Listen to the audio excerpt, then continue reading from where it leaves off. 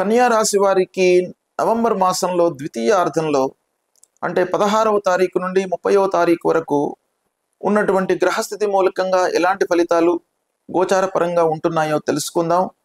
సూర్య భగవానుడు మంచి స్థానంలోకి వచ్చాడు ఈ రెండవ పక్షం లోపల. కాబట్టి చాలా మట్టుకు మీకు పనులు నెరవేరేటువంటి అవకాశాలు ఉన్నాయి.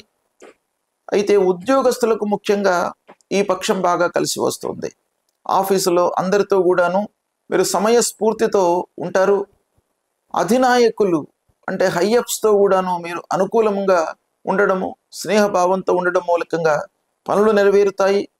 కార్యభారము ఉన్నప్పటికీ మీ స్కిల్స్ను ప్రదర్శించి సత్ఫలితాలను పొందేటువంటి అవకాశం బాగా కనబడుతుంది. తద్వారా మీ పనికి గుర్తింపు లభిస్తుంది. ఇంక్రిమెంట్స్ కానివ్వండి, బోనస్ కానీ మీరు పొందేటువంటి అవకాశం ఒక పక్కన కనబడుతుంది.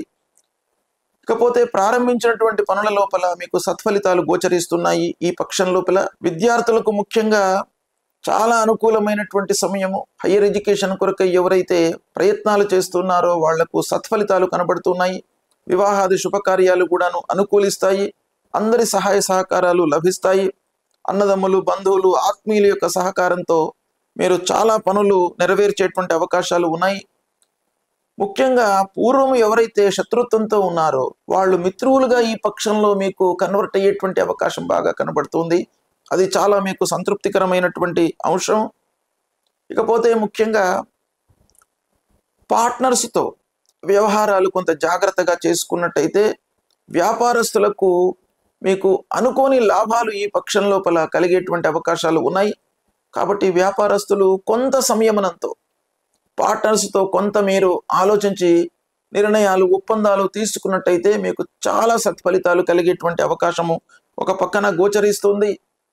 రాజకీయంలో ఉన్నటువంటి వారికి, వ్యాపారంలో ఉన్నటువంటి వారికి, న్యాయవాద వృత్తిలో ఉన్నటువంటి వారికి ఈ పక్షం బాగా కలిసి వస్తుంది.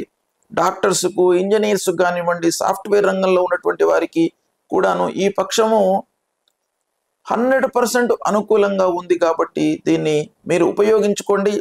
ఇకపోతే కేతువు మీకు ద్వాదశ స్థానంలో ఉన్నాడు కనుక చిన్నపాటి విఘ్నాలు, అనవసరమైనటువంటి ఆలోచనలను కలిగించే అవకాశము ఉంది. కాబట్టి విఘ్నేశ్వరుణ్ణి దర్శించుకోండి. ఈ పక్షం లోపల విఘ్న నాయకుణ్ణి పూజించండి.